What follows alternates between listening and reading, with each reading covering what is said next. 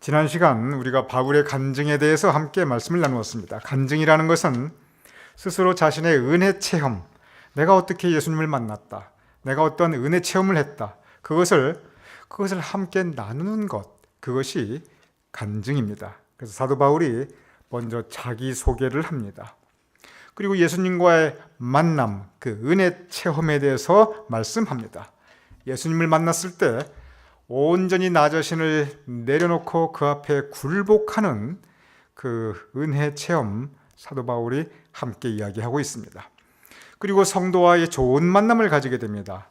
아나니아라는 신앙의 선배를 만나서 그리고 그 좋은 신앙의 공동체와 함께 그 믿음을 키워나갑니다. 아나니아가 그리고 그 좋은 공동체가 그 사도 바울의 과거가 상당히 복잡한 사람이었습니다. 그런데도 불구하고 지난 일 하나도 묻지 않고 전에 예수 믿는 사람들을 핍박했다는 거 다 알면서도 다 감싸줍니다. 다 포용해줍니다.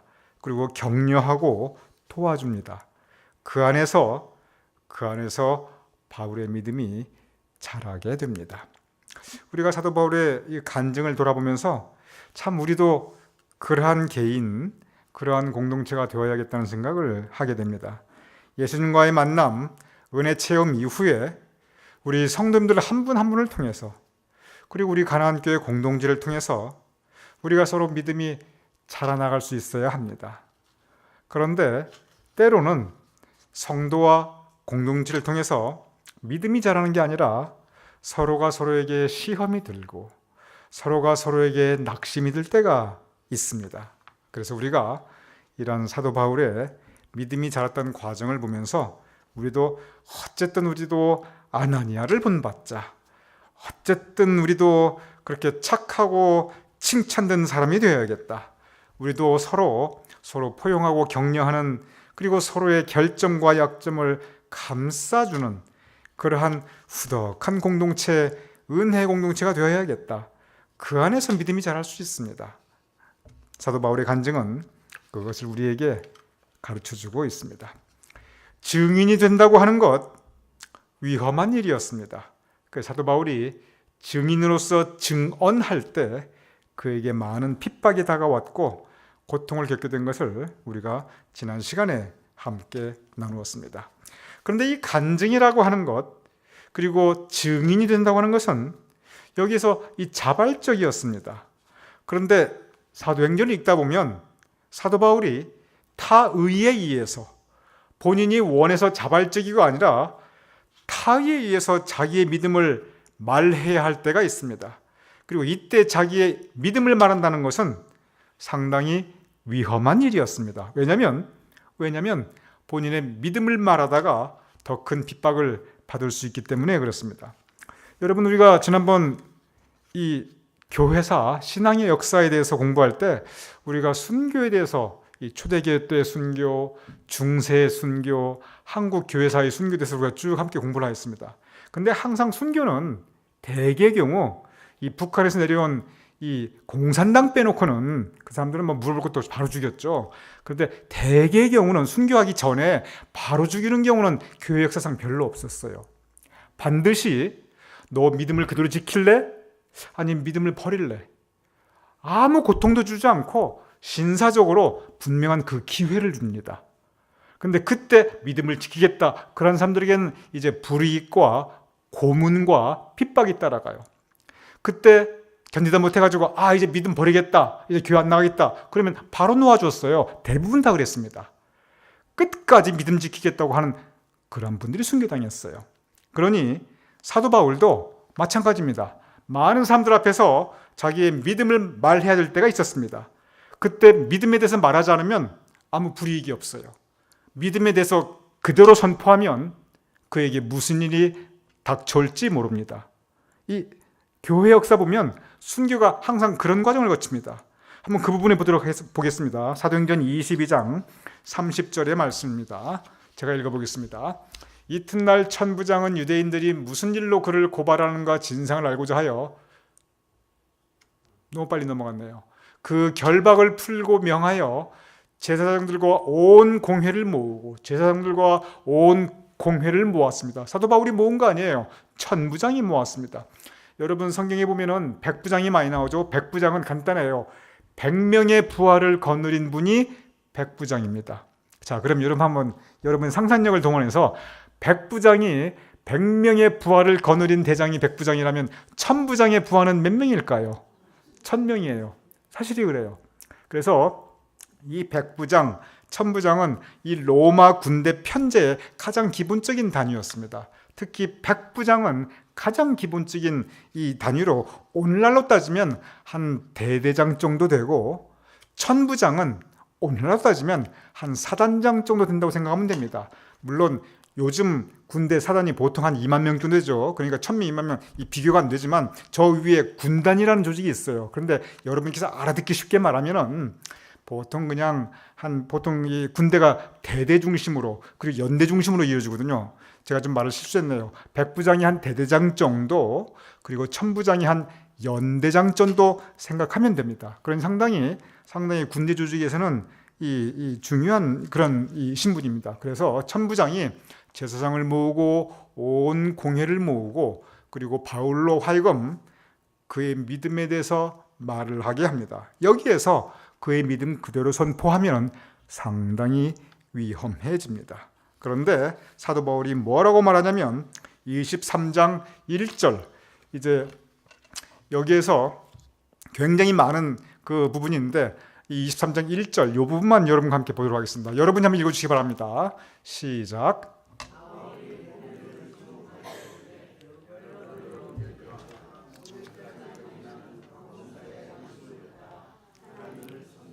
네, 감사합니다.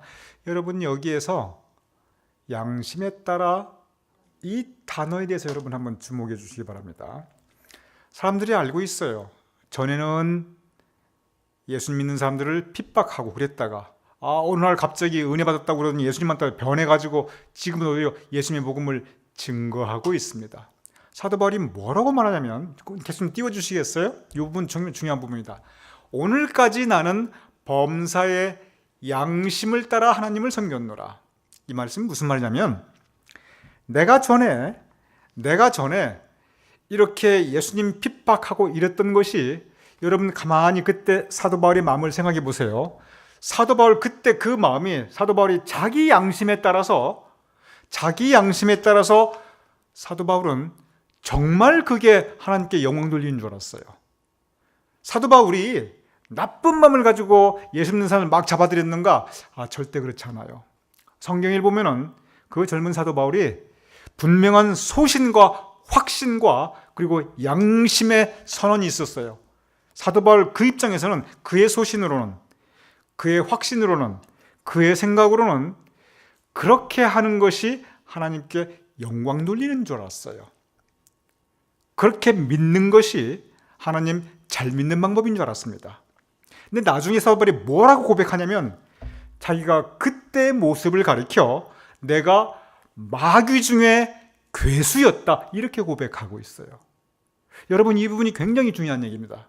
뭐냐면, 내가 확신을 가지고 소신을 가지고 한다고 했는데 결과적으로 내가 뭐 했냐? 마귀의 괴수였다, 마귀짓 했다, 그 말이에요.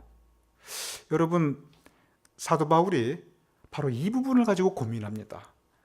내가 하노라고 했는데, 내가 양심을 가지고 했는데, 내가 소신과 확신을 가지고 했는데, 그런데 결국은 그게 다 마귀짓한 거구나. 이 부분을 나중에 고백하게 됩니다.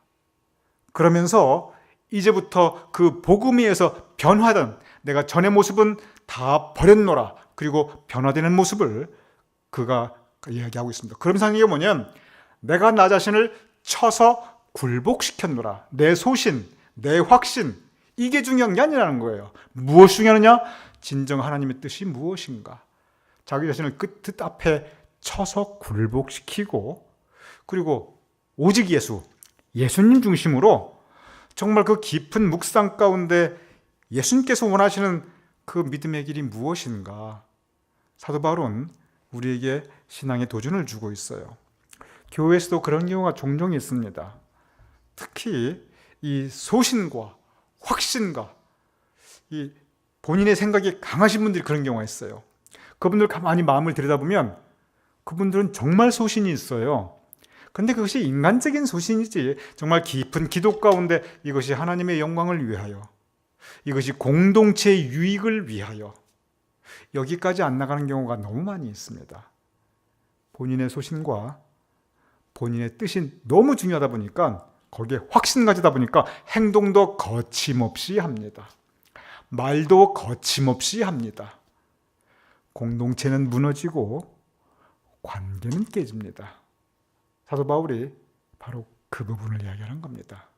우리가 먼저 예수님 만나고 예수님 앞에 사도 바울이 그랬던 것처럼 내 자신이 굴복되고 그리고 은혜 체험, 깊은 말씀의 묵상 가운데 기도 가운데 세미한 가운데 그 세미한 가운데 우리에게 부어주시는 은혜의 체험이 있어야 그래야 하나님의 뜻을 먼저 앞세우고 그리고 공동체의 유익을 구하게 됩니다. 사도 바울이 바로 그 부분에 대한 반성과 자기 자신의 성찰을 하고 있습니다. 그러면서 분명한 간증을 합니다. 23장 11절 우리 같이 읽어보겠습니다. 사도 바울이 하는 말입니다. 시작. 그날 밤에 주께서 바울 곁에 서서 이르시되 담대하라.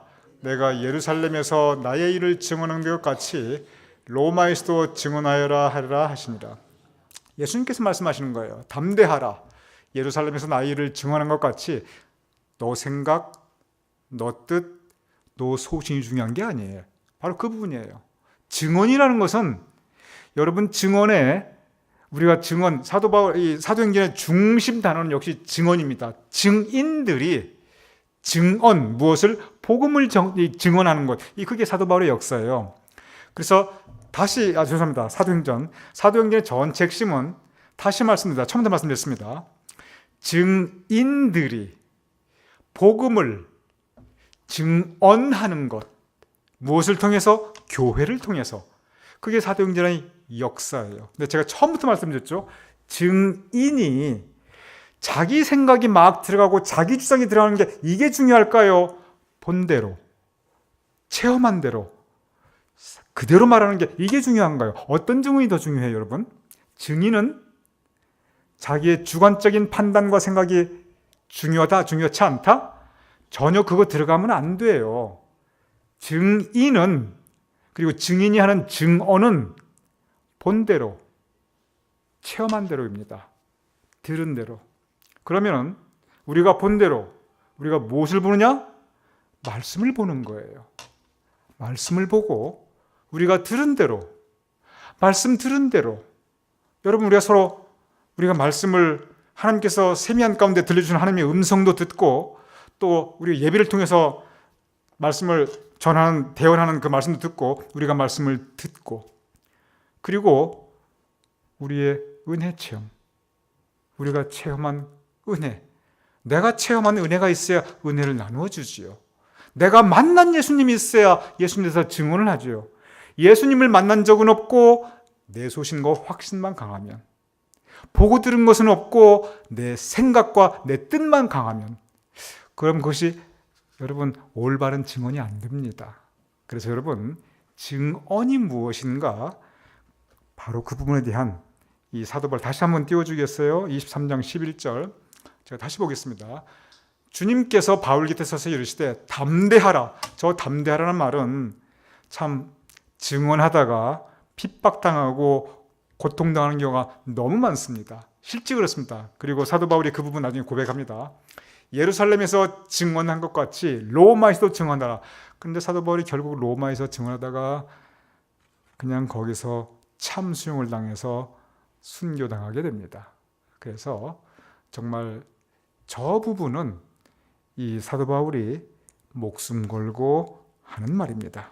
그래서 이렇게 목숨 걸고 증언하니까 또다시 곧바로 핍박이 다가옵니다. 예수님 믿고 하나님의 영광을 위하여 내 뜻 다 내려놓고 나를 쳐서 굴복시키고 복음을 증거하고 증언하였으니 복받고 만사 형통해야 되는데 오히려 핍박받고 그의 삶에 고통이 따라옵니다. 보겠습니다. 사도행전 22장 12절에서 13절 아주 그냥 극적인 그런 이제 핍박을 당하게 되는데 제가 읽어보겠습니다. 별로 좋은 얘기가 아니니까요. 나리샘의 유대인들이 당을 지어 맹세하되 뭐라고 하냐면 그 이야기를 들은 유대인들이 저 바울을 죽이기 전까지는 저렇게 믿음을 증언하는 예수 그리스도의 복음을 전하는 저 바울을 죽이기 전에는 먹지도 아니하고 마시지도 아니하겠다고 이같이 동맹한 자가 40여 명이 되라. 40명의 결사부대가 생겼어요. 40명의 결사부대는 바로 바울을 죽이기 위한 것입니다.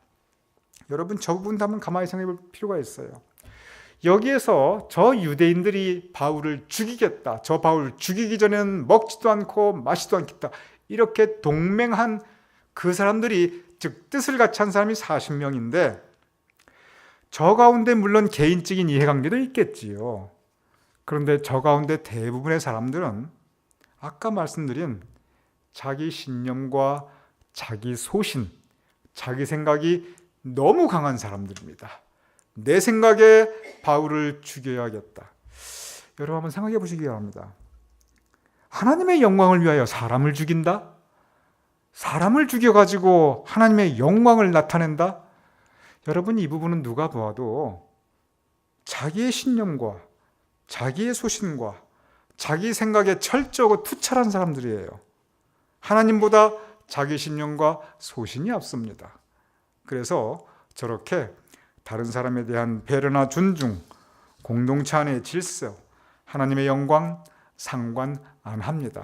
그래서 이러한 부분들이 사도행전에 보면 계속 반복되고, 그리고 이것이 교회 역사에서 계속 반복되고 있습니다. 그래서 우리가 내 뜻과 내 생각 너무 주장하기 전에 우리가 다시 한번 생각해 봐야 돼요. 이것이 혹시 그냥 순수하게 내 뜻인가? 여기서 순수라는 말은 그냥 하나님과 관계없다는 얘기입니다. 그냥 내 신념, 내 뜻, 나만의 자기 주장이 아닌가? 혹시 이것이 하나님의 영광을 가리는 것이 아닌가? 우리는 한 번쯤 다시 생각해 봐야 합니다. 사도행전을 보면 그런 대목들이 참 많이 있습니다. 하나님께서 사도 바울을 지켜주십니다. 지켜주시는데 전혀 생각지 못했던 방법으로 지켜주십니다. 사도행전 23장 34에서 35절, 여러분 이 부분은 사도 바울이 살아나는 장면이니까 여러분께서 한번 읽어주시 부탁드립니다. 시작.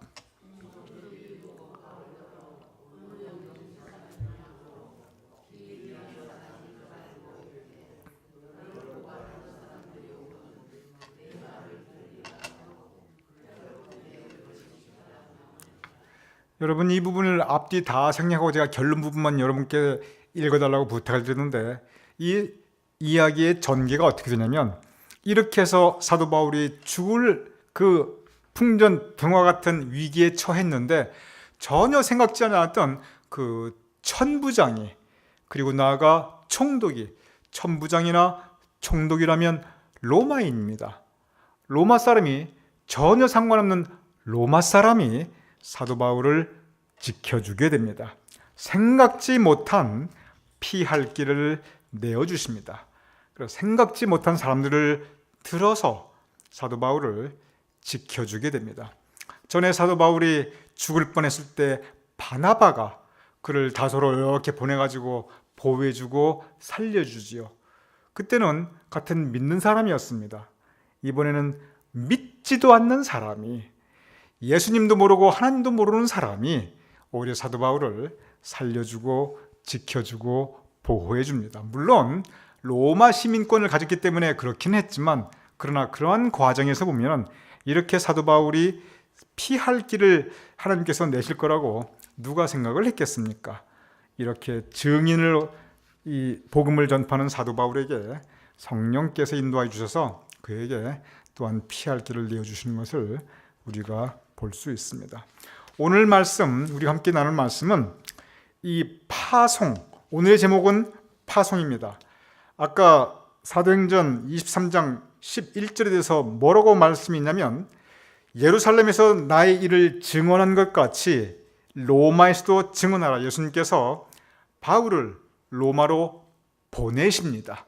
즉 보내신 받은 것을 가리켜 우리가 파송받았다 합니다. 파송한다, send, 그러니까 보내는 것이 파송인데 주님께서 우리를 파송하셨습니다. 무엇을 위해서? 복음의 증언을 위해서. 여러분과 저 우리 모두 세상을 향해서 파송받은 증언자들입니다. 그래서 사도 바울이 이 증언을 위해서 파송받았고 그 사명을 위해서 그는 최선을 다하고 그리고 목숨까지 걸게 됩니다. 여러분과 저 요새 굳이 목숨까지 걸면서 신앙생활 안 해도 됩니다. 세월이 많이 좋아졌습니다. 그런데 이 신앙의 원리는 똑같습니다. 여러분과 저 우리 모두 주님으로부터 세상을 향하여 파송받은 사람들입니다. 그래서 예수 그리스도의 제자로서 내 생각과 내 뜻 이것보다 하나님의 뜻이 무엇인가? 하나님께 영광 올려드리는 것이 무엇인가? 예수님께서 나에게 원하시는 것이 무엇인가? 우리가 그 부분을 먼저 앞세우며 우리 자신을 온전히 도구로 내어드릴 수 있는 저와 여러분이 될 수 있기를 주님의 이름으로 축원합니다.